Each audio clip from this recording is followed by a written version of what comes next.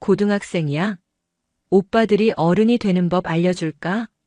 조폭들이 실수로 건드린 여고생의 아빠가 알고 보니 대한민국 최강의 비밀병기인 특전사 3스타 사령관이라 조직 전체가 삭제당하는 이야기입니다. 구독과 좋아요를 해주시면 더 좋은 사연으로 보답하겠습니다. 서울의 밤은 언제나처럼 수많은 불빛으로 잠들지 못하고 있었다. 하지만 그 화려함이 한 발짝만 벗어난 곳에는 네온사인이 미처 집어삼키지 못한 짙은 어둠이 웅크리고 있었다. 신촌의 번화가에서 뻗어나온 거미줄 같은 골목길, 취객들의 고성과 웃음소리마저 희미해지는 그곳은 도시의 그림자였다. 술과 음식물 쓰레기가 뒤섞여 뿜어내는 역한 냄새가 축축한 아스팔트 위로 가라앉아 있었다. 한유리.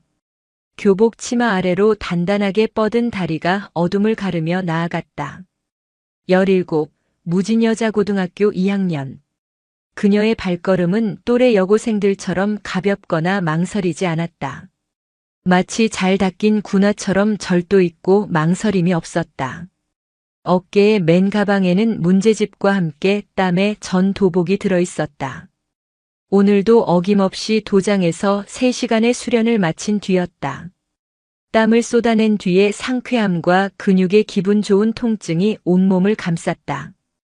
유리의 아버지는 대한민국 육군 특수전 사령부의 심장, 제707 특수임무단을 지휘하는 살아있는 전설 한진평 중장이었다. 3스타라는 계급장이 주는 무게감보다 아버지는 유리에게 최고의 군인이라는 자부심 그 자체였다. 아버지는 늘 말했다. 유리야, 진정한 강함은 상대를 부수는 힘이 아니다. 소중한 것을 지켜내는 능력이다. 그 가르침은 유리의 뼈에 새겨져 있었다. 5살 때부터 시작한 태권도는 단순한 운동이 아니었다. 스스로를 그리고 언젠가 마주할지 모를 약자를 지키기 위한 생존 기술이자 신념이었다. 그때였다. 유리의 예민한 청각이 불규칙하고 거친 목소리들을 포착했다. 골목 깊숙한 곳, 낡은 가로등 불빛이 겨우 닿는 곳에서 벌어지는 일이었다. 흐느끼는 여자의 목소리, 그리고 그것을 비웃는 남자들의 저속한 낄낄거림. 유리의 발걸음이 소리 없이 멈췄다. 그녀의 눈빛이 순식간에 평범한 여고생의 것에서 훈련된 전사의 것으로 바뀌었다. 고요하고 차갑고 모든 상황을 꿰뚫어보는 듯한 눈. 가로등 아래 20살 남짓 되어 보이는 여대생이 벽에 몰린 채 떨고 있었다. 짙은 화장과 짧은 치마가 아니더라도 그녀의 얼굴에 떠오른 공포는 누가 봐도 위기 상황임을 말해주고 있었다. 그녀를 둘러싼 것은 누가 봐도 한눈에 불량배임을 알 수 있는 사내 셋이었다. 가죽 점퍼와 문신, 그리고 상대를 벌레처럼 보는 오만한 눈빛. 오빠들이랑 잠깐 얘기 좀 하자는데 왜 이렇게 비싸게 굴어? 가장 앞에서 실실 웃는 남자가 여자의 어깨를 거칠게 잡아챘다. 여자가 비명을 삼키며 몸을 비틀었지만 남자의 손은 집게처럼 그녀를 붙들고 놔주지 않았다. 이거 놔요. 제발. 이거 봐라. 목소리도 예쁘네. 노래방 가서 딱 한 곡만 부르고 가자, 응? 남자의 더러운 손이 여자의 턱을 향해 다가가는 순간 어둠 속에서 낭낭하지만 얼음장처럼 차가운 목소리가 울려 퍼졌다. 그 손 놓으시죠. 세 남자의 시선이 일제히 소리가 난 쪽으로 향했다. 교복을 입은 여고생. 한유리. 그들의 눈에는 먹잇감이 제 발로 하나 더 걸어 들어온 것처럼 보였다. 뭐야, 이 꼬맹이는? 야, 너네 학교는 요즘 애들한테 밤늦게 다니지 말라고 안 가르치냐? 앞장섰던 남자가 여대생을 놓아주고 유리에게로 어슬렁거리며 다가왔다. 그의 얼굴에는 상대를 완전히 얕보는 비열한 미소가 걸려 있었다. 아저씨들. 유리는 조금도 물러서지 않고 나지막이 말했다. 지금 그분 겁먹은 거 안 보여요? 길 막고 여자분 괴롭히는 거 좋은 그림 아닌데요. 그냥 보내주시죠. 조용히. 하. 인연이 지금 우리를 가르치려고 드네. 남자가 유리의 어깨를 밀치려고 손을 뻗었다. 그 순간 유리의 몸이 살짝 옆으로 비틀렸다. 남자의 손은 허공을 갈랐고 중심을 잃은 그의 몸이 앞으로 휘청거렸다. 동시에 유리의 오른발이 번개처럼 솟구쳤다. 퍽 하는 둔탁한 소리와 함께 남자의 턱에 정확하게 꽂힌 발등 찍기. 비명조차 지르지 못한 남자는 그대로 뒤로 나자빠져 아스팔트 위에서 경련했다. 순식간에 벌어진 일에 나머지 두 명이 당황한 것도 잠시 곧바로 분노에 찬 얼굴로 유리에게 달려들었다. 이 어린 것이. 오른쪽에서 달려드는 남자의 주먹을 유리는 왼팔로 가볍게 흘려보냈다.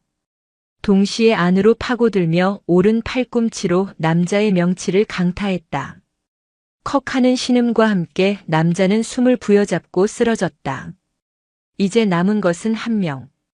그는 겁에 질린 얼굴로 뒷걸음질 치다 품속에서 번쩍이는 무언가를 꺼내들었다. 접이식 칼이었다. 오지 마. 오지 말라고 이 미친년아. 칼날이 가로등 불빛에 섬광을 터뜨렸다. 하지만 유리의 눈에는 두려움이 없었다. 오히려 더 차갑게 가라앉을 뿐이었다. 아버지는 수없이 말했다. 상대가 무기를 들었다면 그건 내가 더 이상 망설일 필요가 없다는 신호다. 유리는 가방을 어깨에서 내려 바닥에 던졌다. 그리고 천천히 하지만 빈틈없는 자세로 칼을 든 남자에게 다가갔다. 남자는 공포에 질려 칼을 마구잡이로 휘둘렀다.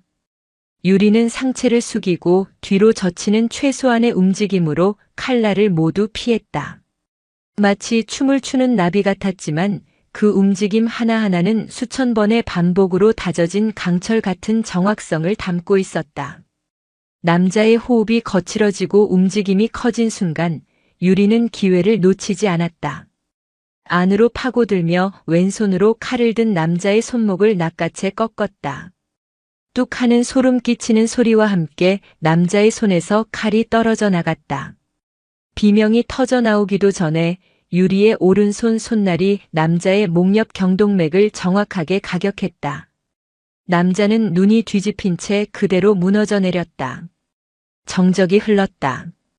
바닥에 쓰러진 3명의 남자. 그리고 그 가운데에 교복 차림의 유리가 숨을 고르며 서 있었다. 그녀의 눈빛은 여전히 차가웠지만 떨고 있는 여대생에게 향하자 조금 누그러졌다. 괜찮으세요? 여대생은 겁에 질린 눈으로 유리를 보다가 이내 고개를 격하게 끄덕였다. 네, 내고 고마워요, 학생. 일단 경찰에 신고부터 하세요. 그리고 빨리 이 자리를 피하는 게 좋겠어요. 유리는 떨어진 칼을 발로 차 하수구 쪽으로 밀어넣고는 가방을 둘러맸다. 저기, 학생. 여대생이 다급하게 유리를 불렀다. 저 사람들 그냥 깡패 아니에요. 이 근방에서 유명한 흑사파 애들이에요. 분명히 보복하러 올 거예요. 어떻게 해요, 학생 이름이라도. 유리는 뒤를 돌아보며 희미하게 웃었다. 제 걱정은 마세요. 그리고 오늘 일은 그냥 나쁜 꿈 꿨다고 생각해요. 유리는 더 이상 뒤돌아보지 않고 골목을 빠져나갔다. 아드레날린이 식자 온몸의 감각이 예민하게 살아났다. 아까 마지막 남자의 칼날이 스쳤던 팔뚝이 살짝 쓰라렸다. 교복 재킷이 조금 찢어져 있었다. 하지만 그보다 더 선명하게 남은 것은 그들의 더럽고 추악한 눈빛과 언어였다. 유리는 주먹을 꽉 쥐었다. 오늘 밤 그녀는 아버지가 가르쳐준 강함의 의미를 처음으로 실전에서 증명했다. 하지만 이것이 끝이 아닐 거라는 예감이 강하게 들었다. 강철 나비의 날갯짓은 이제 막 거대한 폭풍의 시작을 알리고 있었다. 다음 날 아침 식탁에 마주 앉은 아버지와 유리의 사이에는 조용한 긴장감이 흘렀다. 매일 아침 반복되는 풍경이었지만 오늘은 공기가 조금 달랐다. 군복 대신 편안한 트레이닝복 차림의 한진평 중장은 신문을 읽고 있었지만 그의 모든 신경은 딸에게 향해 있었다. 팔은 왜 그러냐? 신문에서 눈을 떼지 않은 채 던진 한마디였다. 유리는 어젯밤 칼날에 스쳤던 팔뚝을 자신도 모르게 문지르다 흠칫했다. 작은 상처라 대수롭지 않게 소독하고 밴드를 붙여두었을 뿐인데 아버지는 그것을 놓치지 않았다. 어제 도장에서 대련하다가 좀. 거짓말. 한진평은 신문을 내려놓았다. 그의 눈은 딸의 얼굴을 정면으로 꿰뚫어 보고 있었다. 그 눈빛 앞에서는 어떤 거짓말도 통하지 않는다는 것을 유리는 잘 알고 있었다. 특수부대 지휘관의 눈은 단순한 시력이 아니었다. 상대의 심리와 상태, 진실과 거짓을 가려내는 통찰력이었다. 유리는 잠시 입술을 깨물다 결국 어젯밤의 일을 털어놓았다. 여대생을 구한 것, 3명의 불량배를 상대한 것, 그리고 칼을 든 상대까지 제압한 것까지. 담담하게 사실만을 이야기했지만 한진평의 표정은 점점 더 굳어갔다. 내가 배운 태권도는 스스로를 지키기 위한 것이지 불필요한 싸움에 휘말리라고 가르친 게 아니다. 불필요한 싸움이 아니었어요. 제가 나서지 않았다면 그 여자분은 그래서 다치기라도 했으면 어쩔 뻔했나. 한진평의 목소리가 커졌다. 하지만 그 속에는 분노보다 깊은 걱정이 담겨 있었다. 세상에 단 하나뿐인 목숨보다 소중한 딸이었다. 상대가 셋이고 무기까지 소지하고 있었다. 만에 하나 내가 실수라도 했다면. 실수 안 했어요. 아버지가 가르쳐 주신 대로 했어요. 유리는 지지 않고 아버지를 마주 보았다. 힘은 약자를 지키는 데 써야 한다고 하셨잖아요. 그 말에 한진평은 더 이상 아무 말도 하지 못했다. 자신이 평생을 바쳐 지켜온 신념을 딸이 그대로 실천한 것이었다. 그는 깊은 한숨을 내쉬며 자리에서 일어났다. 상처 다시 보자. 소독은 제대로 한 거냐? 아버지가 직접 상처를 살피고 약을 발라주는 동안 유리는 아버지의 넓은 등이 오늘따라 유난히 무거워 보인다고 생각했다. 그날 이후 유리의 일상에는 미묘한 균열이 생기기 시작했다. 등하굣길 누군가 자신을 지켜보고 있다는 낯선 시선이 느껴졌다. 학교 앞 편의점, 동네 버스 정류장, 학원 건물 입구. 무심코 지나치는 사람들 속에 섞여 있었지만 그들의 눈빛은 분명히 유리를 향해 있었다.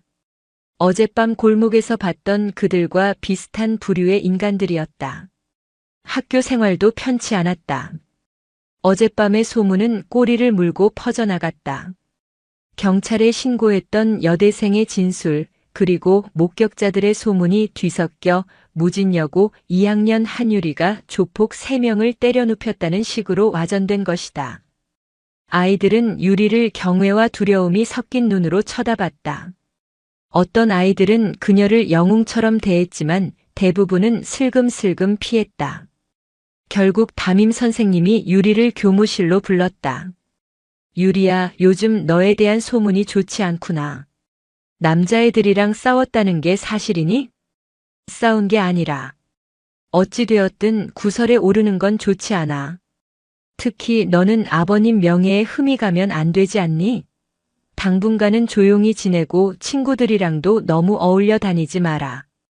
혹시라도 다른 애들이 피해를 볼 수 있으니까. 선생님의 말은 비수처럼 유리의 가슴에 박혔다. 옳은 일을 했을 뿐인데 왜 자신이 숨어야 하고 외톨이가 되어야 하는가. 억울함과 분노가 치밀었지만 유리는 아무 말도 하지 않고 고개를 숙였다. 하굣길 유리는 일부러 평소와 다른 길을 택했다. 학교 후문 쪽의 좁은 골목. 역시나였다. 담벼락에 기대서 담배를 피우던 낯선 남자 둘이 유리를 보자마자 서로 눈짓을 주고받으며 뒤를 따르기 시작했다. 유리는 걸음을 멈추지 않았다. 심장이 조금씩 빠르게 뛰기 시작했지만 두려움은 아니었다.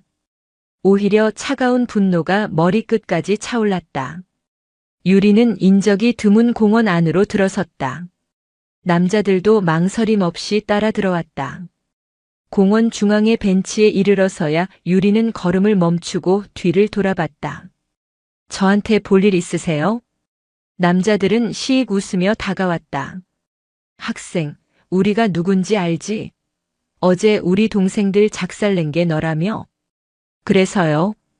어린애가 겁대가리를 상실했네. 우리 형님이 학생 좀 보자고 하신다. 순순히 따라오면 험한 꼴은 안 당할 거야. 그 순간 한 남자가 유리의 팔을 잡아채려 했다. 유리는 몸을 낮추며 그 손을 피하고 그대로 남자의 다리 사이를 파고들어 업어치기를 시도했다.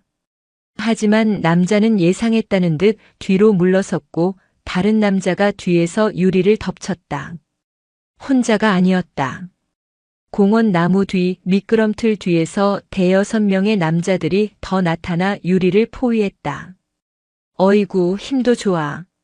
하지만 오늘은 혼자서 힘들걸? 그들은 비웃으며 천천히 포위망을 좁혀왔다. 유리는 이를 악물었다. 아버지가 걱정했던 일이 현실이 되었다. 이것은 단순한 보복이 아니었다. 조직적인 위협이었다. 유리는 마음을 굳혔다. 여기서 쓰러질 수는 없었다. 설령 모두를 상대하지 못하더라도 한 놈이라도 더 물고 늘어지리라. 유리가 자세를 낮추고 달려들 준비를 하는 순간이었다. 거기까지.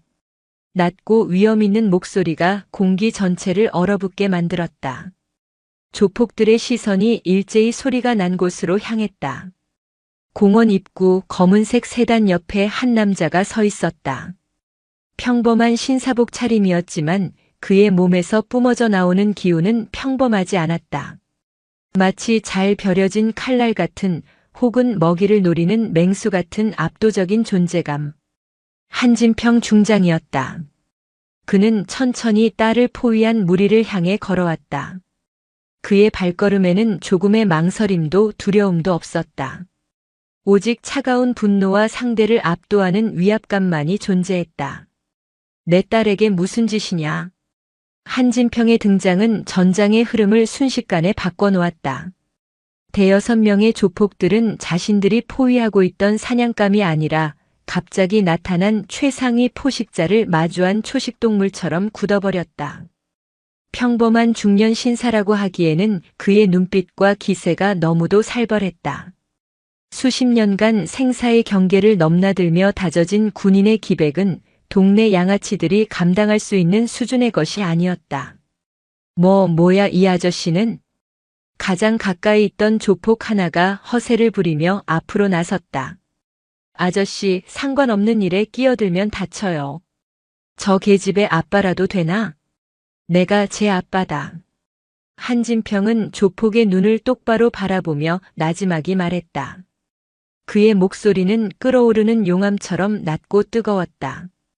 그리고 너희들은 방금 내 인생 최악의 실수를 저지른 거다.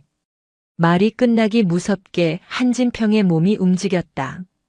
앞으로 나섰던 조폭의 멱살을 잡아채 그대로 땅에 내리꽂았다. 인간의 몸이 바닥에 부딪히는 소리라고는 믿기 힘든 쿵 하는 굉음이 울렸다. 비명조차 지르지 못한 조폭은 그대로 의식을 잃었다. 나머지 조폭들이 경악하며 동시에 달려들었다. 누군가는 주먹을 날렸고 누군가는 발길질을 했다. 하지만 그들의 공격은 단 하나도 한진평의 몸에 닿지 않았다.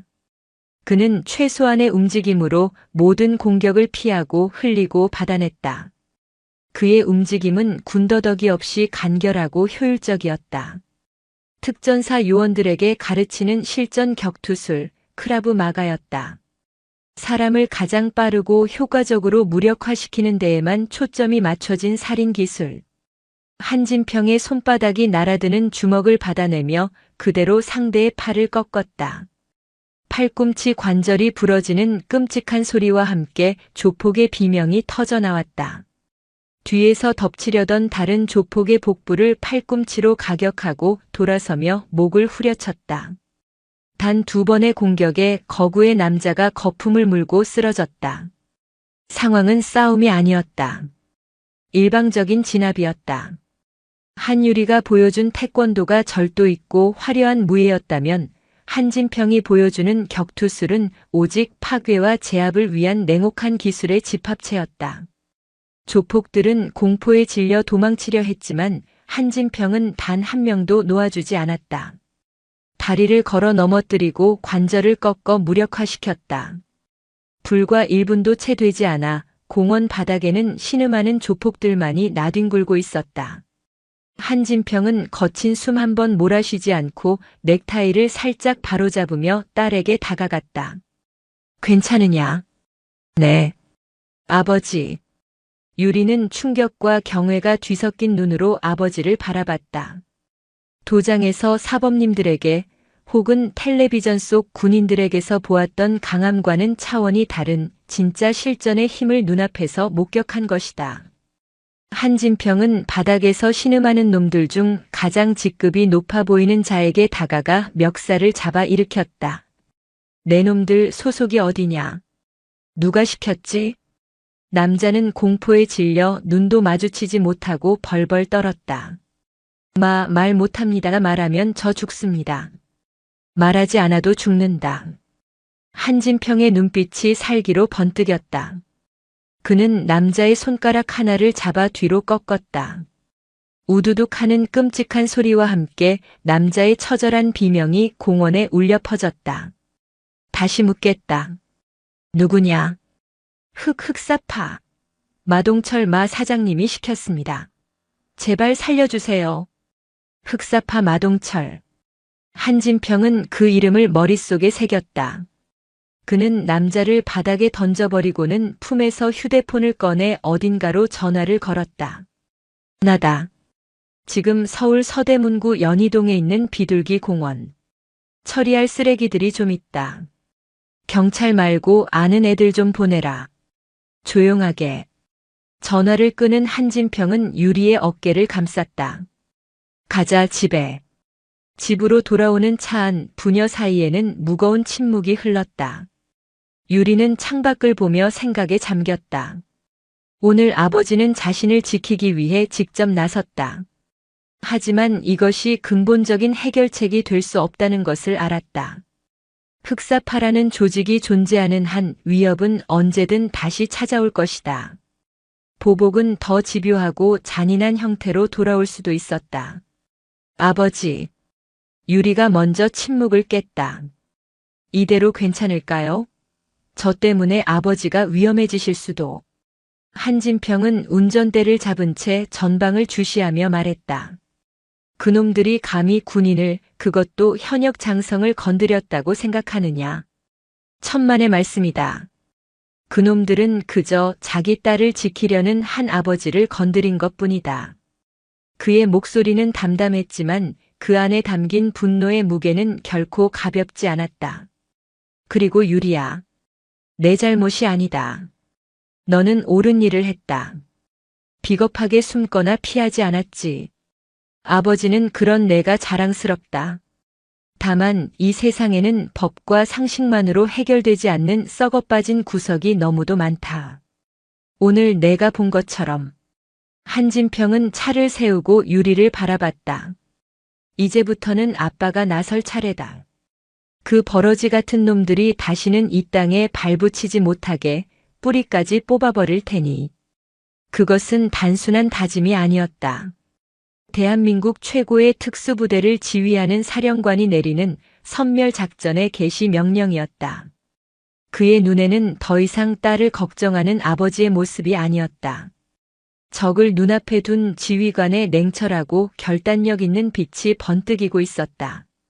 흑사파는 아직 자신들이 누구를 적으로 돌렸는지 상상조차 하지 못하고 있었다. 한진평이 집으로 돌아왔을 때 그는 더 이상 딸을 걱정하는 아버지가 아니었다.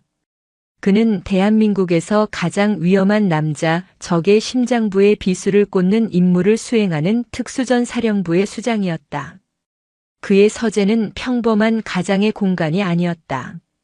한쪽 벽을 가득 채운 군사 전문 서적과 전술지도, 그리고 책상 위에 놓인 암호화된 군용 통신 장비가 이곳이 바로 보이지 않는 전쟁을 지휘하는 사령부임을 증명하고 있었다. 그는 암호화 회선을 통해 단 한 통의 전화를 걸었다. 수신자는 단 2번의 호출음 만에 전화를 받았다. 사령관님. 수화기 너머로 들려오는 목소리는 감정 없이 건조했지만 그 안에는 강철 같은 충성심과 존경이 배어 있었다. 박성준 소령. 한때 한진평이 707 특수임무단에서 가장 아꼈던 팀장이자 지금은 국군방첩사령부의 그림자 요원으로 활동하는 인물이었다. 그의 임무는 공식적인 군사작전이 아닌 국가 안보를 저해하는 내부의 적을 조용히 제거하는 것이었다. 박소령, 오랜만일세. 자네에게 개인적인 부탁을 좀 해야겠다. 한진평의 목소리는 지극히 차분했지만 박성준은 그 이면에 들끓는 분노의 용암을 느낄 수 있었다. 사령관이 개인적인 부탁이라는 말을 꺼냈다는 것 자체가 이미 상상할 수 없는 중대 사안이라는 의미였다. 말씀만 하십시오. 어떤 임무든 받들겠습니다. 서울 서대문구 일대를 기반으로 활동하는 흑사파라는 조직이 있다. 총책은 마동철이라는 자다. 오늘부터 24시간 안에 그놈들의 모든 것을 내 책상 위에 올려놓도록. 자금 흐름, 사업장, 조직도, 개인 신상, 연줄이 다 있는 비호 세력까지. 먼지 한 톨까지 전부 다. 알겠습니다. 혹시 표적과의 교전 수칙이나 행동 방침에 대한 지침이 있으십니까? 박성준의 질문에 한진평은 잠시 침묵했다. 그리고는 얼음보다 차가운 목소리로 말했다. 생포를 원칙으로 한다. 하지만 저항할 경우 자네의 판단에 맡기지. 단 마동철이라는 놈은 반드시 살려둬라. 내가 직접 처리할 일이 있으니 명심하겠습니다. 즉시 작전에 착수하겠습니다. 충성. 통화가 끝나자마자 보이지 않는 거대한 기계가 톱니바퀴를 맞물리며 돌아가기 시작했다. 박성준은 즉시 방첩사 내 자신의 팀원들을 소집했다. 모두가 한진평 사령관이 직접 선발하고 훈련시킨 특전사와 정보사 출신의 최정예 요원들이었다. 그들은 군번도 이름도 없는 유령들이었지만 국가가 부여한 권한 아래 대한민국의 모든 정보망에 접근할 수 있는 열쇠를 쥔 자들이었다. 한 팀은 경찰청 내부 정보망과 국세청의 세무 자료를 샅샅이 뒤졌다. 다른 한 팀은 국가정보원의 통신감청부서와 협력하여 흑사파 조직원들의 통화 기록과 메시지 내역을 실시간으로 빨아들이기 시작했다. 또 다른 팀은 이미 흑사파의 활동 반경인 신촌, 홍대, 연남동 일대의 모든 CCTV 영상을 확보하고 인공지능 안면 인식 시스템을 가동했다. 한진평의 명령이 떨어진 지 불과 1시간 만에 마동철과 흑사파는 자신들도 모르는 사이 벌거벗겨진 채 거대한 현미경 위에 올려진 샘플이 되어 있었다. 한편 마동철은 강남에 위치한 자신의 펜트하우스에서 분노에 찬 고함을 지르고 있었다. 그의 앞에는 공원에서 한진평에게 박살이 났던 조직원들이 머리를 조아린 채 무릎을 꿇고 있었다. 그래서 고작 교복 입은 계집애 하나랑 어디서 굴러먹던지도 모를 아저씨 한 명한테 조직원 대여섯이 이 꼴이 돼서 돌아왔다. 이 말이야? 마동철은 옆에 있던 위스키 병을 집어들어 조직원의 머리에 그대로 내리쳤다. 쨍그랑 하는 파열음과 함께 유리 파편이 튀고 조직원의 머리에서 피가 흘러내렸지만 누구 하나 소리를 지르지 못했다. 죄송합니다, 형님. 그 아저씨가 보통이 아니었습니다. 눈빛 한 번 마주쳤는데 온몸이 얼어붙는 것 같았습니다. 닥쳐, 이 병신 같은 새끼야. 변명하지 마. 마동철은 거칠게 숨을 몰아쉬었다. 이해할 수 없었다. 자신의 조직원들은 비록 인류는 아닐지언정 산전수전 다 겪은 놈들이었다. 그런 놈들이 정체불명의 남자 한 명에게 추풍낙엽처럼 쓸려나갔다는 사실을 도저히 믿을 수가 없었다. 그놈에 대해 알아봐. 이름, 직업, 사는 곳. 뭐하는 새끼인지 샅샅이 뒤져내. 그리고 그 딸년. 한율이라고 했나? 그 계집의 학교랑 집 주변에 애들 더 풀어. 이번엔 납치가 아니다. 무슨 수를 써서라도 내 앞에 끌고 와. 그 애비라는 놈이 어떤 놈인지 제 딸이 눈앞에서 피눈물 흘리는 걸 보면 알게 되겠지. 마동철은 비열한 미소를 지었다. 그는 자신이 건드린 상대가 누구인지 전혀 알지 못했다. 그저 자신의 구역에서 자존심을 구긴 일에 대한 보복, 그 이상도 이하도 아니었다.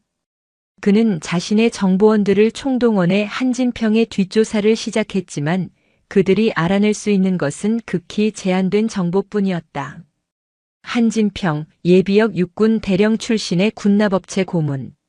군에서 철저하게 관리하는 그의 진짜 신상은 민간정보원 수준에서는 절대로 접근할 수 없는 성역이었다. 그 시간 유리는 자신의 방에서 도복을 정리하고 있었다. 오늘 있었던 일로 마음이 복잡했지만 한편으로는 아버지의 압도적인 모습을 떠올리며 가슴 한구석이 든든해지는 것을 느꼈다. 아버지는 그저 엄하고 강한 군인이 아니었다. 자신을 지키기 위해서라면 기꺼이 지옥의 악귀로도 변할 수 있는 세상에서 가장 든든한 방패였다. 유리는 창밖을 내다보았다. 어둠이 내린 아파트 단지. 평화로워 보였지만 그 어딘가에 자신을 노리는 독사 같은 눈들이 숨어 있을지 모른다는 생각에 등골이 서늘해졌다. 하지만 두렵지 않았다. 오히려 가슴 속에서 뜨거운 무언가가 끓어오르는 것을 느꼈다. 아버지의 딸로서 이 싸움에서 절대로 물러서지 않으리라. 자신 또한 이 싸움의 당사자임을, 더 이상 보호만 받는 연약한 존재가 아님을 증명하고 싶었다. 다음 날 새벽 한진평의 서재 책상 위에 박성준 소령이 보낸 중간 보고서가 출력되고 있었다. 수십 장에 달하는 보고서에는 흑사파의 모든 것이 담겨 있었다. 표적 흑사파, 두목 마동철, 전직 복서 출신, 불법 사채, 유흥업소 관리, 폭행, 협박 등 다수의 전과 기록. 주요 자금원 청소년 대상 불법 대출 및 성매매 알선, 신촌 일대 상가 보호비 갈취. 조직 규모 핵심 조직원 15명, 외곽 조직원 및 동원 가능 인력 약 50명. 비호 세력 서부경찰서 형사과 소속 김경사뇌물 수수 및 수사정보 유출 혐의, 서부지검 박검사실 소속 최 수사관 사건 무마 및 압력 행사 혐의. 주요 활동 거점 홍대 입구역 인근 클럽 블랙홀 실소유주 마동철, 마포구 합정동 오피스텔 불법 사채 사무실. 보고서를 읽어내려가는 한진평의 눈빛이 서리처럼 차가워졌다. 특히 청소년 대상 불법 대출 및 성매매 알선이라는 부분에서 그의 턱 근육이 꿈틀거렸다. 자신의 딸과 같은 아이들을 지옥으로 몰아넣는 쓰레기들. 용서의 여지는 처음부터 없었지만 이제는 그 존재 자체를 말살시켜야 할 이유가 더욱 명확해졌다. 한진평은 보고서 마지막 장에 첨부된 마동철의 사진을 집어들었다. 비열하고 오만한 미소를 짓고 있는 남자의 얼굴. 마동철. 한진평은 사진을 보며 나지막이 은조렸다. 내 놈은 지옥을 너무 얕봤다. 이제부터 내가 진짜 지옥이 무엇인지 아주 천천히 그리고 아주 고통스럽게 가르쳐주마. 그의 눈은 이미 사냥감의 목에 이빨을 박아 넣을 준비를 끝낸 최상위 포식자의 그것이었다. 흑사파의 운명을 결정지을 잔혹한 사냥의 막이 오르고 있었다. 사냥은 동이 트기 전 가장 깊은 어둠 속에서 시작되었다. 한진평의 작전은 마동철을 직접 치는 것이 아니었다. 거대한 뱀을 잡기 위해서는 먼저 그 몸통을 이루는 비늘과 근육을 하나씩 끊어내 숨통을 조여야 했다. 작전명은 서전트 스톰, 흑사파를 겨냥한 국지적이고 정밀한 폭풍이었다. 첫 번째 타격 자금줄 차단. 마포구 합정동의 한 허름한 오피스텔 7층. 흑사파의 돈줄인 불법 사채 사무실이었다. 이른 새벽 사무실 안에서는 밤새 돈을 갚지 못한 채무자들을 협박하던 조직원 서너 명이 피곤해 지쳐 담배를 피우고 있었다. 그때 복도 쪽에서 쿵 하는 둔탁한 소리가 들렸다. 뭐야? 조직원 하나가 의아해하며 현관문으로 다가갔다. 그가 잠금 장치를 풀고 문을 여는 순간 밖에서 기다리고 있던 검은 그림자들이 안으로 쏟아져 들어왔다. 박성준 소령과 그의 팀원들이었다. 방탄복이나 군복이 아닌 평범한 사복 차림이었지만 그들의 움직임은 소리 없는 암살자 같았다. 뭐야 너희들. 조직원들이 비명을 지르며 주변의 둔기를 집어들려 했지만 이미 늦었다. 박성준의 팀원들은 한치의 망설임도 없이 그들의 관절을 꺾고 급소를 가격해 순식간에 무력화시켰다. 싸움이 아니었다. 훈련된 전문가들의 완벽한 제압 시범이었다. 팀원들은 사무실 내부를 샅샅이 뒤졌다. 대포폰 수십 개, 채무자들의 신상 정보가 담긴 컴퓨터, 그리고 비밀 금고 안에 숨겨져 있던 마동철의 비자금 장부까지. 모든 증거물들이 단 5분 만에 확보되었다. 박성준은 확보한 장부 중 가장 핵심적인 자료를 사진으로 찍어 익명의 제보인 것처럼 평소 청렴하기로 소문난 서울경찰청 금융범죄수사대의 한 팀장에게 전송했다. 그리고는 팀원들과 함께 연기처럼 사라졌다. 1시간 뒤 금융범죄수사대 소속 경찰들이 오피스텔의 문을 부수고 들이닥쳤을 때 그곳에는 손발이 묶인 채 재갈이 물린 조직원들과 그들의 모든 범죄를 증명하는 증거들만이 남아있었다. 두 번째 타격 내부 균열 조장. 같은 시각 흑사파의 중간 보스 중 한 명인 독사 최기태는 자신의 내연녀와 함께 있던 모텔에서 막 잠이 깨어나고 있었다. 그는 마동철의 오른팔격으로 조직의 폭력적인 일을 도맡아 처리하는 인물이었다. 그가 침대 옆 탁자에 놓아둔 휴대폰을 집어들었을 때 낯선 번호로부터 도착한 메시지 하나를 발견했다. 메시지에는 사진 몇 장이 첨부되어 있었다. 사진 속에는 최기태 자신이 마동철의 비자금 일부를 빼돌려 유흥비로 탕진하는 모습, 그리고 조직의 비밀을 경쟁 조직에 팔아넘기는 내용이 담긴 문자 메시지 캡처 화면이 들어 있었다. 사진 아래에는 짧은 글이 적혀 있었다. 마동철이 이 사실을 알면 어떻게 될까? 오늘 밤 자정까지 조직을 떠나 조용히 잠적해라. 그렇지 않으면 이 사진들은 마동철의 책상 위로 배달될 것이다. 이것은 경고가 아닌 통보다. 최기태의 얼굴이 새하얗게 질렸다. 등줄기에서 식은땀이 폭포수처럼 흘러내렸다. 마동철의 잔인한 성격을 누구보다 잘 아는 그였다. 배신자는 팔다리 중 하나를 잘라내는 것으로 끝나지 않았다. 산채로 수장당하거나 폐차장에서 차와 함께 지식여졌다. 그는 잠시 고민했지만 선택지는 없었다. 그는 내연녀를 버려둔 채 옷만 걸치고 모텔을 뛰쳐나와 그대로 종적을 감췄다. 이와 같은 익명의 메시지는 흑사파의 핵심 간부들에게 동시다발적으로 발송되었다. 누군가는 횡령의 증거를, 누군가는 마약 투약의 증거를, 또 누군가는 경찰의 프락치 노릇을 한 증거를 받았다.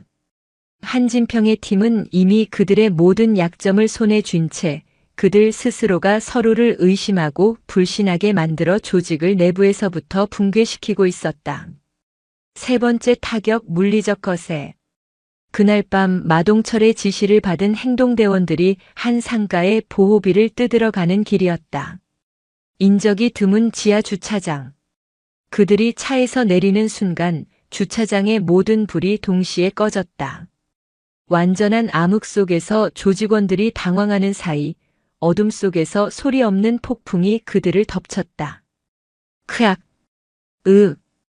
비명과 뼈가 부러지는 소리가 칠흑 같은 어둠 속에서 울려 퍼졌다. 박성준의 팀원들은 최첨단 야간 투시 장비를 착용한 채 한나처럼 모든 것을 보며 움직이고 있었다. 반면 조직원들은 눈뜬 장님 신세로 어디서 날아오는지도 모르는 공격에 속수무책으로 쓰러져 나갔다. 그들이 느낄 수 있는 것은 극심한 고통과 보이지 않는 존재에 대한 원초적인 공포뿐이었다. 몇 분 뒤 주차장의 불이 다시 켜졌다. 그곳에는 팔다리가 부러지거나 탈골된 채 고통 속에 신음하는 조직원들만 남아 있었다. 그리고 그들의 망가진 몸 위에는 작은 쪽지 하나가 놓여 있었다. 한유리에게서 손 떼라. 소식을 전해 들은 마동철은 이성을 잃고 날뛰었다. 돈줄은 막혔고 믿었던 부하들은 사라지거나 연락이 두절되었다. 남은 놈들마저 겁에 질려 움직이려 하지 않았다. 마치 보이지 않는 거대한 손이 자신의 목을 서서히 조여오는 듯한 압박감과 공포. 그는 자신이 누구와 싸우고 있는지조차 알 수 없었다. 경찰의 소행이라고 하기에는 너무나도 은밀하고 잔인했다. 경쟁 조직의 소행이라기엔 너무나도 조직적이고 치밀했다. 그는 미친 사람처럼 자신의 펜트하우스에서 소리를 질렀다. 누구야? 대체 어떤 새끼가 나 마동철한테 덤비는 거야? 나와. 나와서 정정당당하게 붙어 이 개새끼야. 하지만 그의 외침에 답하는 것은 도시의 소음뿐이었다. 그는 이제 고립된 섬이었다. 의심과 공포가 그의 이성을 좀먹어 들어가고 있었다. 그는 마지막 남은 가장 어리석고 위험한 카드를 만지작거리기 시작했다. 모든 문제의 시작이었던 그 아이 한유리. 그 아이만 잡으면 이 지긋지긋한 악몽을 끝낼 수 있을지도 모른다. 이 보이지 않는 적을 수면 위로 끌어낼 수 있을지도 모른다. 그의 광기 어린 눈이 번뜩였다. 뱀은 몸통이 잘려나가는 고통 속에서 마지막 발악으로 자신의 머리를 스스로 물어뜯을 준비를 하고 있었다. 그리고 그것이야말로 한진평이 그리고 있던 사냥의 마지막 그림이었다. 마동철은 벼랑 끝에 몰린 쥐였다. 이성을 잃은 쥐가 고양이를 물려고 덤벼들 듯 그는 최후의 발악을 준비했다. 그의 목표는 단 하나 한율이었다. 그녀를 인질로 삼아 이 모든 상황을 역전시키고 자신을 옥죄는 보이지 않는 적에게 고통을 안겨주겠다는 계획이었다. 그는 남은 조직원들을 모두 긁어모았다. 겁에 질려 흩어졌던 이들까지 협박과 돈으로 다시 불러들였다. 20명 남짓 흑사파의 마지막 잔당이었다. 오늘 밤 그 계집애를 반드시 잡아온다. 학교도 집도 아니다. 그년이 매일 수련하러 가는 도장, 그곳을 덮친다. 이번에는 실패란 없다. 방해하는 놈들은 누구든 죽여도 좋다. 마동철의 계획은 치밀한 듯 보였지만 이미 거대한 거미줄 위에서 발버둥 치는 나방의 몸짓에 불과했다. 그의 모든 통화 내용과 움직임은 박성준의 팀에 의해 실시간으로 감시당하고 있었다.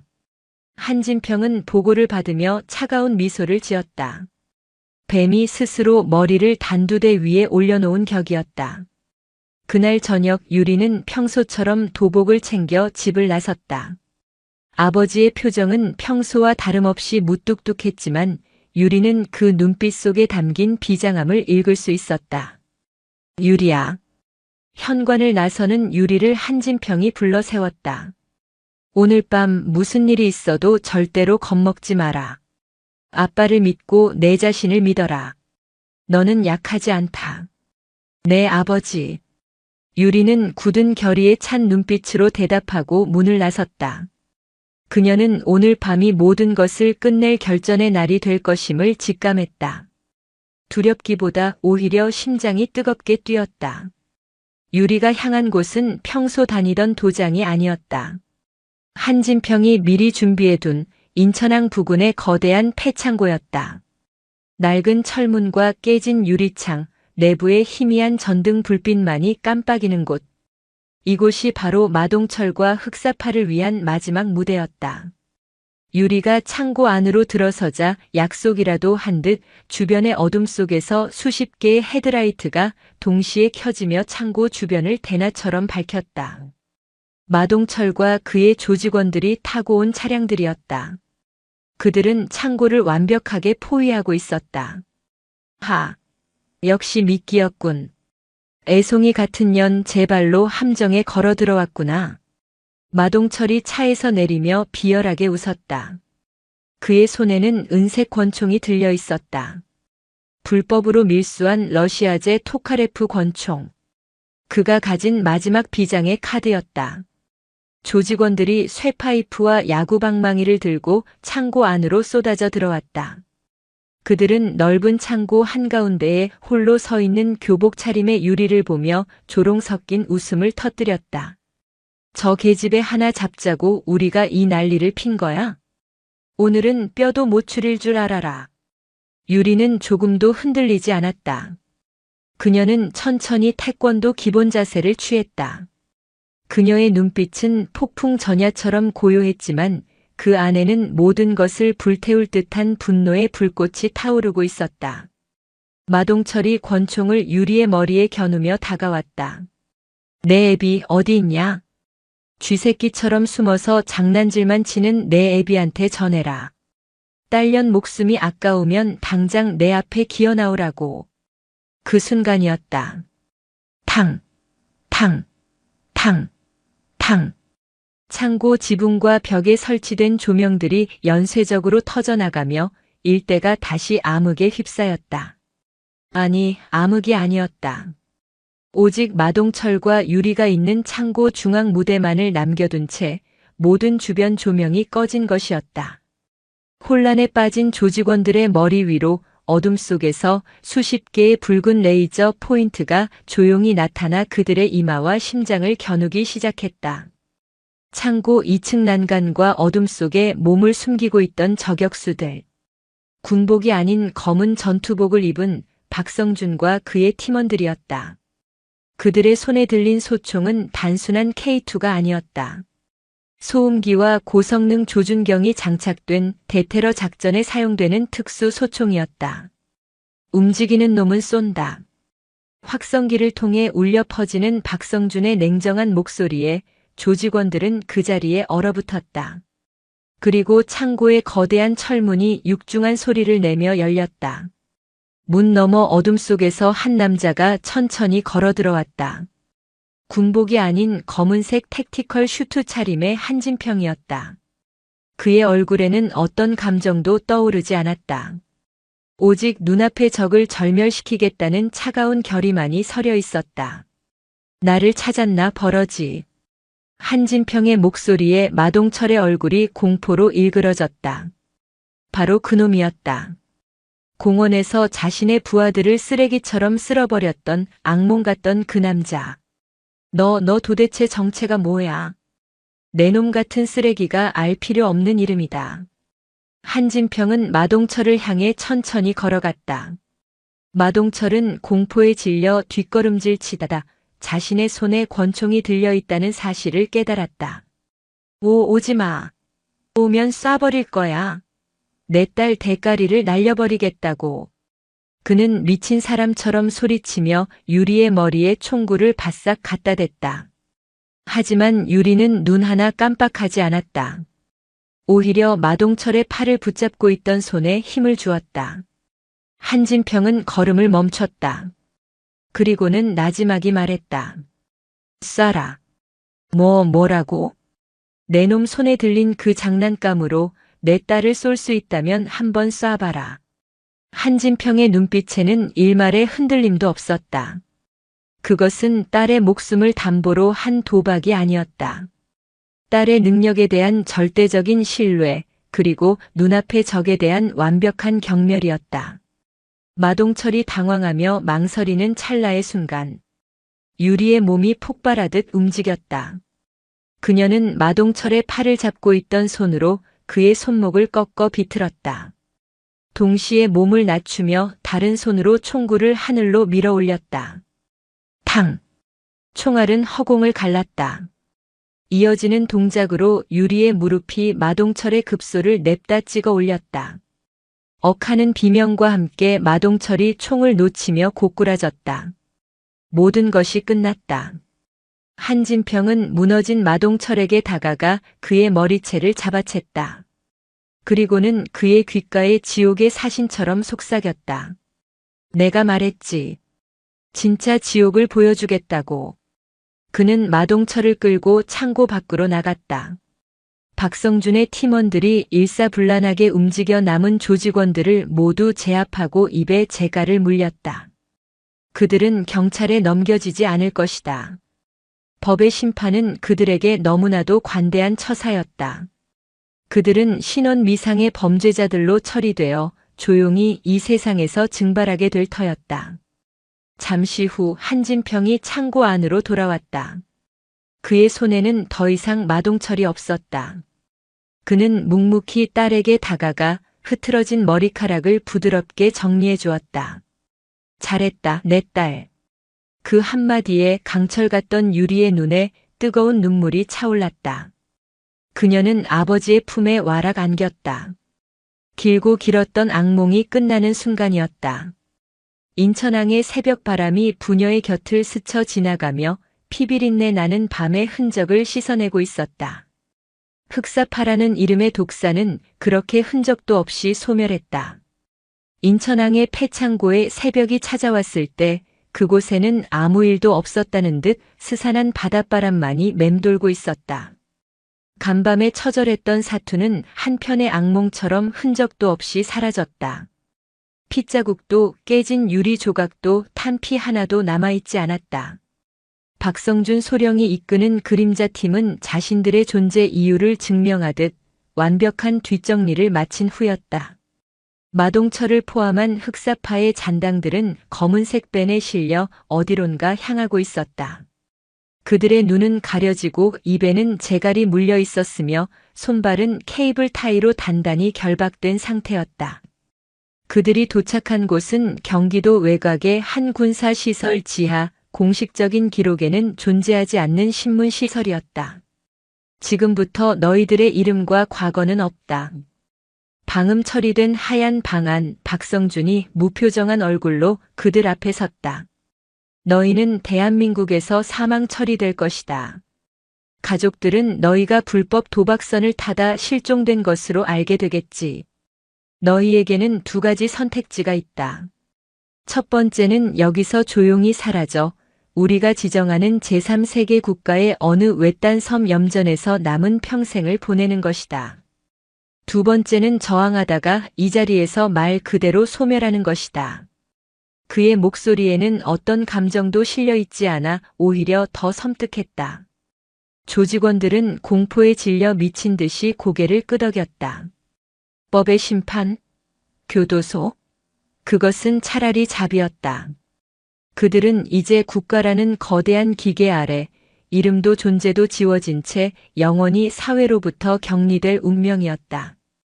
그들이 평생 다른 이들에게 가했던 공포와 폭력을 이제는 죽는 날까지 스스로 감내하며 살아가야 했다.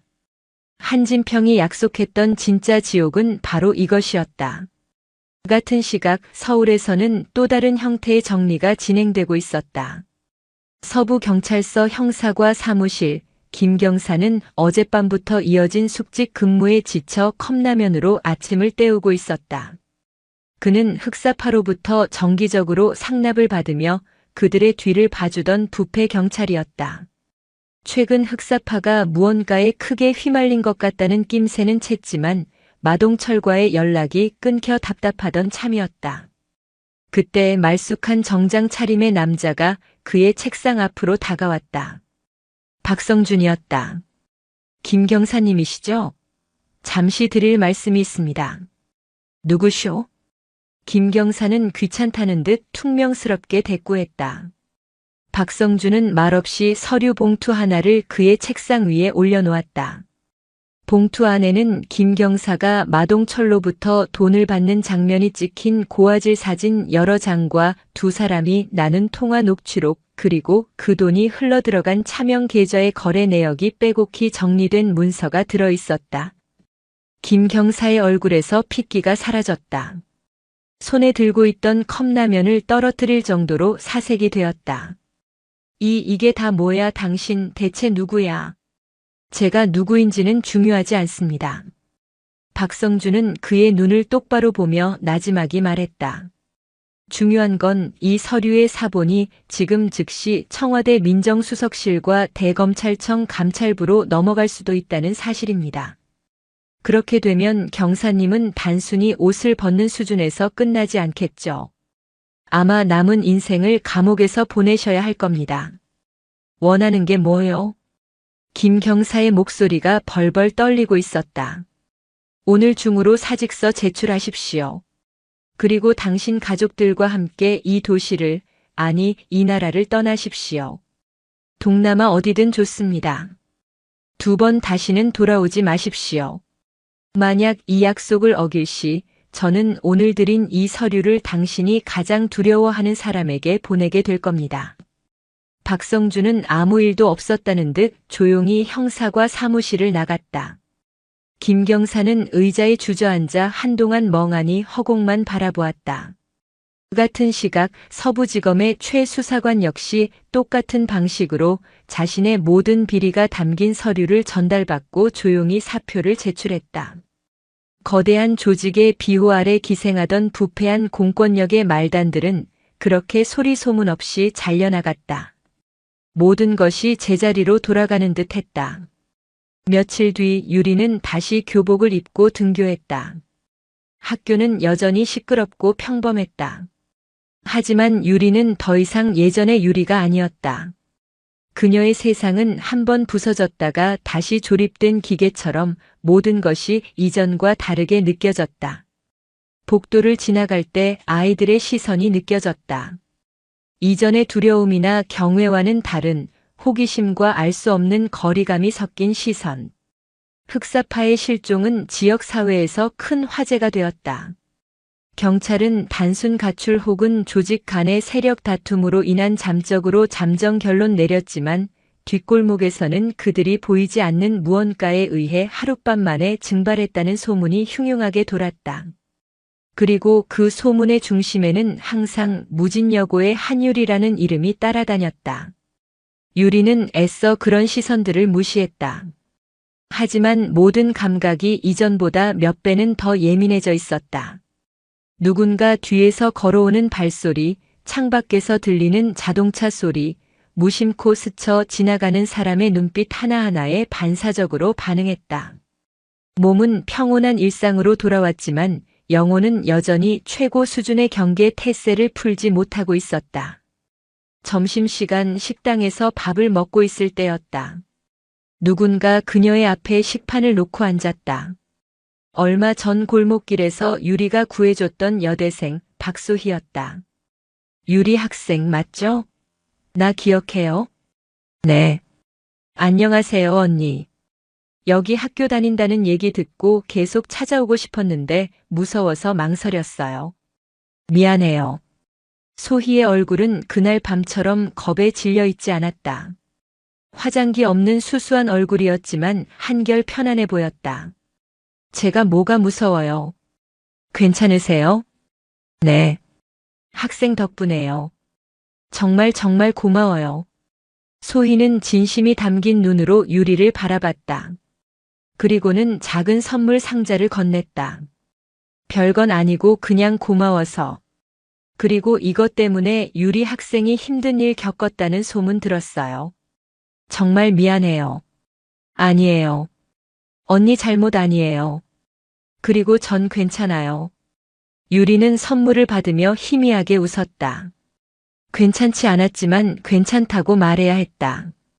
자신이 한 일이 누군가에게는 이토록 큰 의미가 되었다는 사실이 혼란스러운 마음속에 작은 위안을 주었다.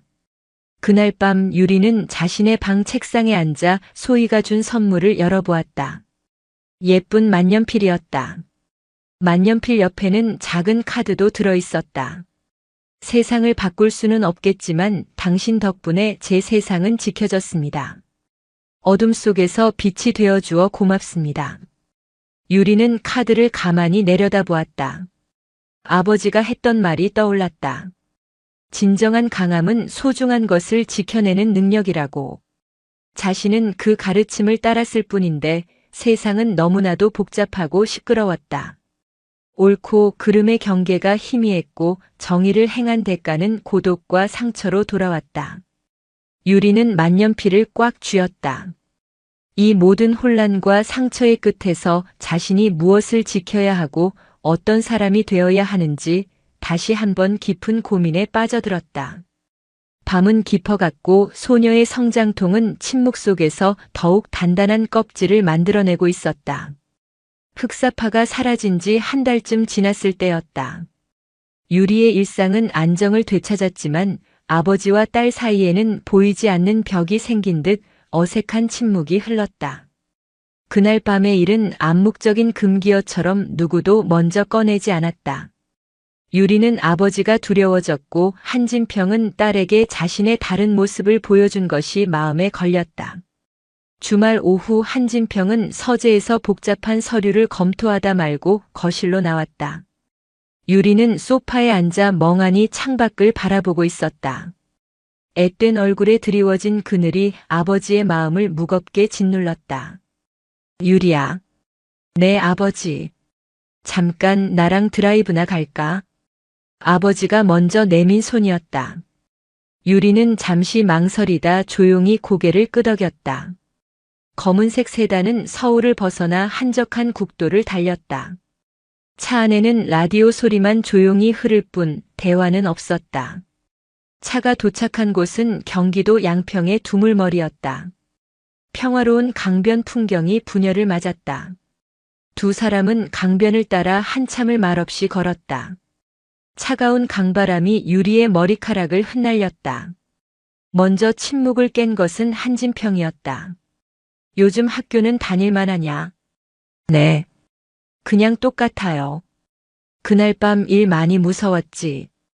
아버지의 조심스러운 질문에 유리는 걸음을 멈추고 아버지를 바라보았다. 무서웠어요. 하지만 아버지가 더 무서웠어요. 유리의 솔직한 고백이었다. 한진평은 쓰게 웃으며 강물을 바라보았다. 그랬을 게다. 내 딸에게 그런 모습을 보이고 싶진 않았는데 미안하다. 아니에요. 그냥 궁금했어요. 아버지, 그 사람들은 어떻게 됐어요? 그리고 아버지는 대체 어떤 일을 하시는 분이에요? 제가 아는 군인과는 너무 다르셨어요. 쌓여왔던 질문들이 터져나왔다. 한진평은 딸의 눈을 피하지 않고 마주보았다. 이제는 말해주어야 할 때라고 생각했다. 전부는 아닐지라도 딸이 이해할 수 있을 만큼은. 그놈들은 다시는 누구도 해치지 못할 곳으로 갔다. 법이라는 울타리가 모든 악을 막아주지는 못한다, 유리야. 때로는 그 울타리를 넘어온 짐승을 상대하기 위해 우리 스스로가 더 사나운 짐승이 되어야 할 때가 있지. 그는 잠시 숨을 골랐다. 내가 하는 일이 바로 그런 것이다. 국가라는 이름 아래 보이지 않는 곳에서 괴물과 싸우는 일. 내 손에 피를 묻히고 내 영혼이 더러워지는 것을 감수하면서 너와 같은 평범한 사람들이 오늘처럼 평화로운 풍경을 누릴 수 있도록 지키는 것. 그것이 군인으로서의 내 숙명이다. 그의 목소리는 담담했지만 그 안에는 수십 년간 짊어져 온 군인의 무게와 고뇌가 고스란히 담겨 있었다.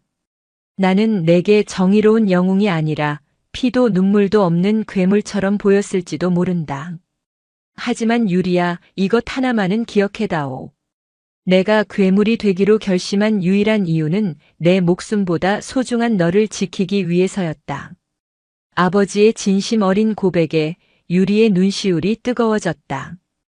아버지를 둘러싸고 있던 두려움의 벽이 허물어지고 그 자리에 깊은 이해와 연민이 차올랐다. 아버지는 그저 강한 사람이 아니었다. 가장 소중한 것을 지키기 위해 기꺼이 자신을 희생하고 어둠 속으로 걸어 들어간 외로운 그림자였다. 아버지, 이제 다 끝났다. 다시는 내게 그런 끔찍한 일을 겪게 하지 않을 것이다. 약속하마. 유리는 말없이 아버지에게 다가가 와락 안겼다. 아버지의 품은 넓고 단단했다. 그제야 유리는 자신이 겪었던 모든 공포와 혼란이 눈 녹듯 사라지는 것을 느꼈다. 아버지는 괴물이 아니었다. 자신만의 방식으로 딸을 그리고 세상을 지키고 있는 세상에서 가장 강하고 위대한 아버지였다. 그날 이후 유리는 변했다. 더 이상 어둠을 두려워하지 않았다. 오히려 그 어둠 속에서 묵묵히 빛을 지키는 아버지의 무게를 이해하게 되었다. 그녀는 다시 태권도 수련에 매진했다. 하지만 목표는 달라졌다. 이전에는 단순히 스스로를 지키기 위함이었다면 이제는 아버지처럼 누군가의 방패가 되어주고 싶다는 꿈이 생겼다. 약하고 소외된 사람들을 지켜줄 수 있는 진정으로 강한 사람이 되고 싶었다. 그녀는 아버지의 서재에 드나들기 시작했다. 딱딱한 군사 서적들 사이에서 전략과 역사, 심리학에 관한 책들을 찾아 읽었다. 단순히 주먹만 강한 것이 아니라 상황을 꿰뚫어보는 지혜와 통찰력을 기르고 싶었다. 한진평은 그런 딸의 변화를 묵묵히 지켜보며 응원했다. 어느 주말 유리는 박소희에게 연락해 함께 봉사활동을 나섰다. 미혼모 보호시설에서 아이들을 돌보고 청소를 하는 일이었다. 땀 흘려 일하는 동안 유리의 마음은 어느 때보다 평온했다. 유리 학생은 꿈이 뭐예요? 쉬는 시간에 소희가 물었다. 유리는 잠시 생각하다 환하게 웃으며 대답했다. 경찰이요. 힘없는 사람들 편에 서서 그들을 지켜주는 경찰이 되고 싶어요. 그것은 처음으로 구체화된 그녀의 꿈이었다. 아버지처럼 어둠 속에서 싸울 수는 없겠지만 자신은 양지에서 사람들의 상처를 보듬고 희망을 주는 사람이 되겠다고 다짐했다. 비온 뒤에 땅이 굳는다는 말처럼 끔찍했던 사건은 소녀를 무너뜨린 것이 아니라 오히려 더 단단하고 깊이 있는 사람으로 성장시키는 자양분이 되었다. 부녀는 서로의 가장 깊은 상처와 진심을 공유하며 세상 그 누구보다 강력한 유대감으로 맺어졌다. 그들은 이제 단순한 아버지와 딸이 아닌 서로의 신념을 이해하고 지지하는 가장 든든한 동지가 되었다. 가을이 깊어가고 세상은 유리가 겪었던 폭풍을 잊은 듯 평온했다. 흑사파가 사라진 신촌과 홍대 거리는 눈에 띄게 깨끗해졌다. 소상공인들을 괴롭히던 갈취가 사라졌고 밤늦게 귀가하는 학생들의 발걸음도 한결 가벼워졌다. 누구도 그 변화가 어디서 시작되었는지 알지 못했지만 결과는 분명했다. 유리의 삶도 마찬가지였다. 그녀는 경찰대학 진학이라는 목표를 세우고 학업과 수련에 매진했다. 학교에서는 친구들과 잘 어울렸고 주말에는 아버지와 함께 등산을 가거나 봉사활동을 하며 평범하지만 소중한 일상을 채워나갔다. 그 끔찍했던 밤의 기억은 희미한 흉터처럼 남았지만 더 이상 그녀를 아프게 하지는 않았다. 하지만 한진평은 알고 있었다. 자연이 진공을 허용하지 않듯 권력의 공백 또한 오래가지 않는다는 것을. 흑사파라는 중간 규모의 포식자가 사라진 자리는 더 크고 굶주린 상위 포식자에게는 더없이 좋은 먹이터가 될 터였다. 그의 예상은 틀리지 않았다. 어느 늦은 밤 그의 서재에 설치된 직통 회선으로 박성준 소령의 연락이 왔다.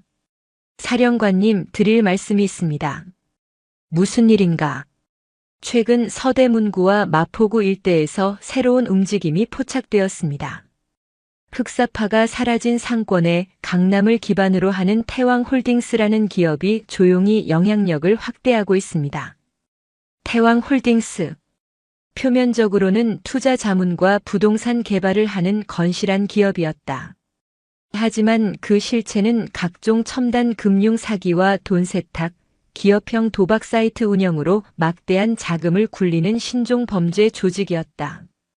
마동철의 흑사파가 칼과 주먹으로 돈을 뜯는 하이에나였다면 태왕홀딩스는 법과 자본이라는 보이지 않는 그물로 먹잇감을 질식시키는 거대한 아나콘다 같은 존재였다. 그들의 방식은 흑사파와 다릅니다.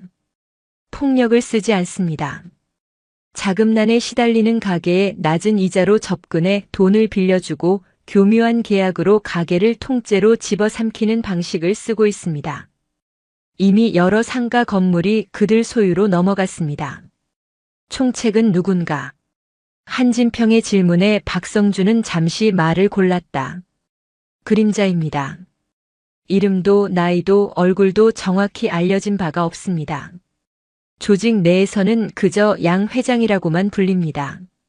저희가 확보한 첩보에 따르면 양 회장은 과거 국군정보사령부 소속의 북파 공작원이었다는 설이 있습니다. 각종 공작과 정보전, 심리전의 대가이며 지금껏 단 한 번도 자신의 흔적을 남긴 적이 없는 유령 같은 자입니다. 한진평의 미간이 미세하게 좁아졌다. 마동철 같은 길거리 양아치와는 격이 다른 상대였다. 자신과 같은 프로의 영역에 있는 자, 어쩌면 자신보다 더 어둠의 생리를 잘 아는 자일지도 모른다. 계속 주시하도록. 직접적인 위협이 없는 이상 먼저 움직이진 않는다. 하지만 그들의 모든 것을 파악해도 자금 흐름, 인물 관계, 약점까지 전부. 알겠습니다. 그런데 사령관님 한 가지 마음에 걸리는 것이 있습니다. 말해보게. 태왕홀딩스가 유독 흑사파의 소멸 과정에 대해 깊은 관심을 보이고 있습니다. 뒷돈을 써서 당시 사건을 담당했던 경찰들을 접촉하고 지역 정보원들을 풀어 그날 밤 흑사파가 누구에게 어떻게 당했는지를 집요하게 파고 있습니다. 마치 무언가를 알고 확인하려는 듯한 움직임입니다. 그 순간 한진평의 뇌리에 섬광처럼 스쳐 지나가는 기억이 있었다. 수십 년 전 군에서 막 소령 계급장을 달았던 시절. 비공식 합동작전에서 마주쳤던 한 정보사 요원. 뛰어난 능력을 가졌지만 수단과 방법을 가리지 않는 잔혹함과 통제되지 않는 야심 때문에 결국 불명예스럽게 조직에서 축출되었던 인물. 당시 그의 암호명은 카이론, 그리고 그의 성은 양씨였다. 한진평은 서재 깊숙한 곳에 금고를 열었다. 그 안에는 그의 군 생활 중 가장 기밀 등급이 높은 작전들의 파일이 보관되어 있었다. 그는 먼지가 쌓인 파일 하나를 꺼내들었다. 작전명 붉은 여명. 파일을 넘기자 젊은 시절의 정보사 요원들 사진이 나왔다. 그리고 그중 한 명, 날카로운 눈매와 비릿한 미소를 가진 남자의 사진 아래에 양인호라는 이름이 적혀 있었다. 그는 공식적으로는 작전 중 사망 처리된 인물이었다. 살아있었나? 한진평의 입에서 나직한 탄식이 흘러나왔다. 양인호. 그는 단순한 범죄자가 아니었다. 한진평 자신과 같은 종류의 훈련을 받았고 같은 종류의 사고방식을 가진 자였다. 하지만 그는 선을 넘었다. 힘을 사적인 욕망과 파괴를 위해 쓰기로 선택한 자신의 어두운 그림자 같은 존재였다. 양인호는 분명 흑사파의 어설픈 소멸 과정에서 동료의 냄새를 맡았을 것이다. 프로가 남긴 미세하지만 지울 수 없는 흔적을. 한진평은 책상 위에 놓인 가족 사진을 바라보았다. 환하게 웃고 있는 아내와 딸 유리. 그는 평생을 바쳐 이 평화를 지켜왔다. 그리고 이제 그 평화를 위협하는 가장 위험한 과거의 망령이 자신의 영역을 침범하기 시작했다. 이것은 단순한 범죄 소탕이 아니었다. 그림자 대 그림자, 프로 대 프로에 보이지 않는 전쟁이 될 것이다. 마동철 따위와는 비교도 되지 않는 모든 것을 걸어야 하는 진짜 싸움. 한진평의 눈이 서늘하게 빛났다. 고요했던 수면에 거대한 파문을 일으킬 돌멩이가 마침내 던져졌다. 진짜 전쟁은 이제부터 시작이었다. 양인호, 현재는 태왕홀딩스의 양 회장이라 불리는 남자는 강남 테헤란로의 가장 높은 빌딩, 그 꼭대기층에서 서울의 야경을 내려다보고 있었다. 통유리로 된 사무실은 차가운 금속과 검은색 대리석으로 꾸며져 그의 내면처럼 어둡고 냉혹한 분위기를 풍겼다. 그는 단순한 범죄자가 아니었다. 그는 시스템을 이해하고 인간의 욕망을 파고들며 법과 제도라는 허울을 비웃는 설계자였다. 그의 앞에는 홀로그램 스크린이 여러 개 떠 있었다. 한쪽에는 흑사파 조직원들의 신상 정보와 그들의 마지막 행적이, 다른 쪽에는 서부경찰서 김경사와 서부지검 최 수사관의 갑작스러운 사직과 해외 출국 기록이 떠 있었다. 그리고 마지막 스크린에는 한진평이라는 남자의 극히 제한된 민간인 신상 정보 파일이 열려 있었다. 한진평. 양인호는 그 이름을 나지막이 은조렸다. 그의 입가에 뱀처럼 비틀린 미소가 걸렸다. 수십 년 전 자신을 나락으로 떨어뜨렸던 그 뻣뻣하고 원칙주의자였던 남자. 작전 중 사망으로 위장하고 어둠 속으로 사라진 자신과 달리 그는 군에서 승승장구의 별까지 달았다는 것을 이미 알고 있었다. 결국 당신이었군, 한진평. 늙어서도 그 고지식한 성격은 여전한 모양이야. 일개 양아치 무리를 처리하는데 이렇게까지 프로의 흔적을 남겨놓다니. 이건 마치 나를 향한 초대장 같지 않나? 양인호는 흑사파의 소멸 방식에서 동류의 냄새를 맡았다. 완벽한 증거인멸, 신속한 비호 세력 제거, 그리고 조직원들의 완벽한 증발. 이것은 경찰이나 검찰이 할 수 있는 일이 아니었다. 국가의 비공식적인 가장 어두운 힘이 개입했을 때만 가능한 일이었다. 그리고 그 지역에 한진평이 살고 있다는 사실은 우연이 될 수 없었다. 그는 한진평이 자신의 딸 때문에 이 모든 일을 벌였을 것이라 직감했다. 가장 완벽해 보이는 자의 가장 치명적인 약점. 바로 가족이었다. 양인호는 공격을 결심했다. 하지만 마동철처럼 어리석게 폭력을 사용하지 않을 터였다. 그는 한진평과 같은 방식으로 상대의 가장 소중한 것을 이용해 숨통을 조일 생각이었다. 그의 첫 번째 수는 독이 든 사과를 보내는 것이었다.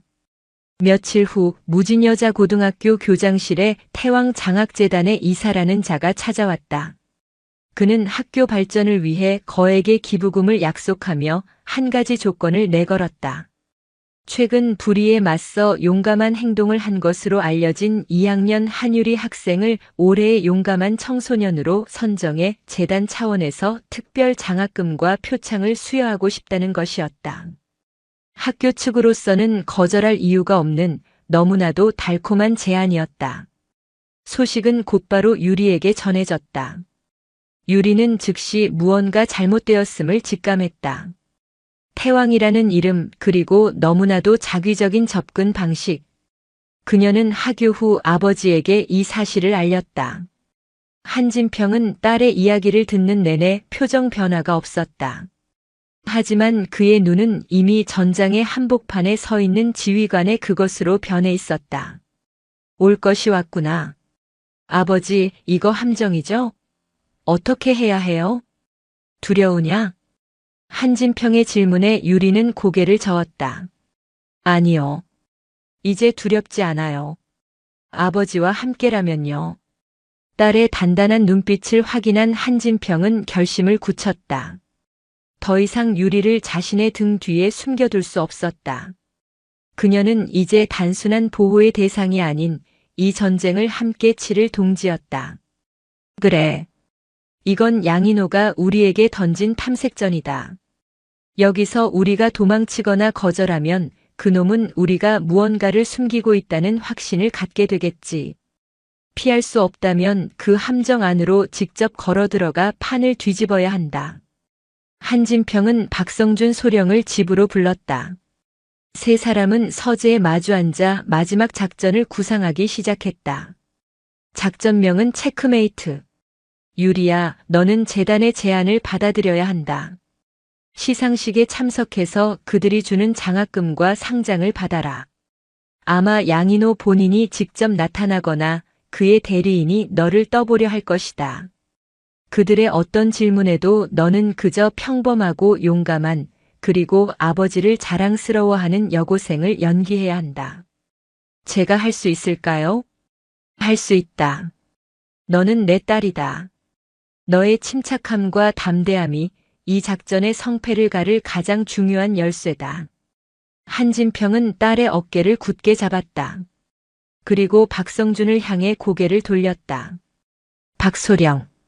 우리가 양인호의 시선을 유리에게 고정시키는 동안 자네는 놈의 심장을 찌를 비수를 준비하게. 태왕홀딩스의 모든 불법 자금 흐름, 특히 해외 조세 피난처로 빼돌린 자금 내역을 총정리해. 그리고 미국 재무부 해외자산통제시로 FAC과 연방국세청 IRS에 근무하는 우리 쪽 라인에 자료를 넘길 준비를 하도록. 국내의 끈아풀들은 양인호가 막을 수 있겠지만 태평양 건너에서 날아오는 칼날은 그놈도 막지 못할 테니. 양인호가 국내의 법망을 교묘하게 이용해 부를 축적했다면 한진평은 국경을 넘나드는 거대한 사법공조의 칼날로 그를 심판할 계획이었다. 이것은 단순한 복수가 아니었다.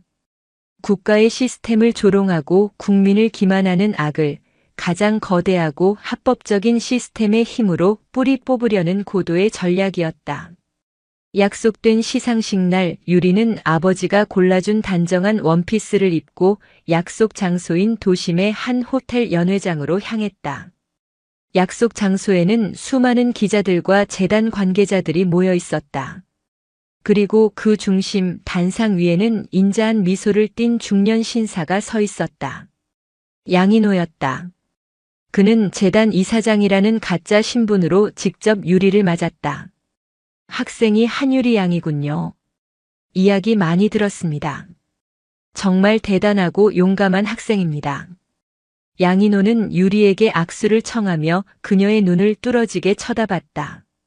평범한 사람이라면 그 압도적인 눈빛에 위축되었겠지만 유리는 아버지와의 훈련을 떠올리며 당당하게 그의 눈을 마주하고 손을 잡았다. 감사합니다, 이사장님. 제가 해야 할 일을 했을 뿐입니다. 시상식 내내 양인호는 교묘한 질문들을 던졌다. 아버님은 어떤 분이신가요? 따님을 정말 자랑스러워 하시겠습니다. 무술은 언제부터 배운 건가요? 보통 실력이 아닌 것 같던데. 앞으로의 꿈은 무엇인가요? 우리 재단에서 끝까지 후원해주고 싶은 인재인데. 유리는 한진평과 수없이 연습했던 대로 순수하고 영민한 모범생의 모습을 완벽하게 연기했다. 저희 아버지는 평범한 회사원이시지만 세상에서 가장 정의롭고 정직한 분이세요. 태권도는 어릴 때부터 아빠와 함께 운동 삼아 배운 게 전부예요. 저는 어려운 사람들을 돕는 경찰이 되고 싶습니다. 유리의 대답에는 한치의 흔들림도 없었다. 양인호는 미소를 짓고 있었지만 속으로는 당혹감을 감추지 못했다. 그가 예상했던 불안이나 공포의 그림자를 전혀 찾아볼 수 없었다. 그저 너무나도 완벽한 모범 답안. 그는 자신이 판 함정에 무언가 문제가 있음을 직감하기 시작했다. 바로 그 시각이었다. 양인호의 시선이 온통 유리에게 쏠려 있는 동안 박성준의 팀은 일제히 움직였다. 태왕홀딩스의 자금 흐름에 대한 모든 데이터가 암호화된 통신망을 통해 미국 재무부로 전송되었다. 그리고 그와 동시에 한진평이 신뢰하는 서울중앙지검의 한 특수부 검사에게 태왕홀딩스의 국내 범죄 증거 자료 전부가 익명의 제보 형태로 전달되었다. 작전 개시 30분 만에 대한민국과 미국에서 동시에 양인호의 거대한 돈 제국을 무너뜨릴 법적 절차가 개시되었다. 시상식이 끝나고 양인호가 의기양양하게 자신의 차로 돌아가던 순간 그의 휴대폰이 미친 듯이 울리기 시작했다. 스위스와 케이맨 제도의 은행에 있던 그의 비밀 계좌가 모두 동결되었다는 긴급 보고, 홍콩과 마카오에 있던 페이퍼 컴퍼니 사무실에 현지 경찰과 미국 IRS 요원들이 들이닥쳤다는 비명 같은 연락. 그리고 마지막으로 서울중앙지검 특수부 검사들과 수사관들이 자신의 본사 빌딩을 압수수색하기 시작했다는 보고가 들어왔다. 말도 안 돼. 그의 얼굴에서 처음으로 미소가 사라지고 경악과 당혹감이 떠올랐다. 자신이 완벽하다고 믿었던 성이 한순간에 모래성처럼 무너져 내리고 있었다. 그는 자신이 사냥을 하고 있다고 생각했지만 사실은 거대한 사냥터의 한가운데로 유인된 사냥감이었음을 깨달았다. 그는 떨리는 손으로 전화기를 들어 단 하나의 번호로 전화를 걸었다. 한진평이었다. 너였구나. 처음부터 모든 것을 알고 있었어. 수화기 너머로 들려오는 양인호의 목소리는 분노와 패배감으로 가득 차 있었다. 한진평은 자신의 서재에서 창밖을 보며 담담하게 대답했다. 내 놈이 선을 넘었기 때문이다, 양인호. 너는 내 딸을 건드리지 말았어야 했다. 고작 딸년 하나 때문에 내가 평생을 바쳐 지켜온 모든 것을 건 거란 말이냐. 내 모든 것은 내 가족을 지키기 위해 존재하는 것이다. 너처럼 공허한 욕망을 채우기 위해 존재하는 게 아니지. 너는 결코 이해하지 못할 거다. 한진평은 전화를 끊었다. 그것으로 모든 것은 끝이었다. 몇 주 후 대한민국은 태왕홀딩스 게이트로 떠들썩했다. 양인호의 모든 범죄 행각이 언론을 통해 드러났고 그는 결국 미국으로 강제 송환되어 종신형에 가까운 판결을 받았다. 그의 이름은 희대의 범죄자로 역사에 기록되었고 그가 쌓아올린 제국은 재와 먼지로 사라졌다. 이듬해 봄 유리는 경찰대학 합격 통지서를 받았다. 입학식 날 제복을 입은 유리의 모습은 그 어느 때보다 늠름하고 당당했다. 한진평은 말없이 딸의 어깨에 손을 얹었다. 수많은 말이 오가지 않았지만 두 사람은 눈빛만으로 서로의 마음을 이해하고 있었다. 다녀오겠습니다, 아버지. 그래. 대한민국을 잘 부탁한다, 한유리 순경. 유리는 경례를 하고 힘차게 돌아섰다. 그녀는 이제 아버지의 그림자 속에서 보호받던 소녀가 아니었다.